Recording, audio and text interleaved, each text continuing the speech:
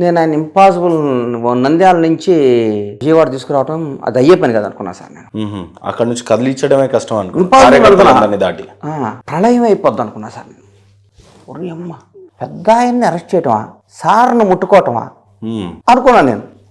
అనుకున్నాక వస్తుంటే ఏంటిరా, ఏంది అమ్మ, ఇన్నేళ్ళు ముఖ్యమంత్రి ఎంత చేశాడు, రాష్ట్రానికి ఎంత చేశాడు, ఏంటిరా అంటే భయంతో బతున్నారా జనం అన్న చిన్న భయం స్టార్ట్ అయిపోయింది. ఎక్కడ చిన్న చిన్న తీసుకొచ్చారు. నేను భగవంతుడు సాక్షిగా చెప్తున్నా సార్, వెంకటేశ్వర స్వామి దగ్గరికి వెళ్తున్నా కదా, నేను ఇప్పుడు ప్రతి మాట నిజం చెప్తున్నా సార్. వెంకటేశ్వర స్వామి పాదాల సాక్షిగా మీకు అన్ని నిజాలు చెప్తాను. వెంకటేశ్వర స్వామితో పెట్టుకుంటే ఎట్లా ఉంటుందో మీకు తెలుసు. నేను బేలు వచ్చి దొరుకున్నా అదే రోజు గంటలో వస్తుంది బేలు అనుకున్నా.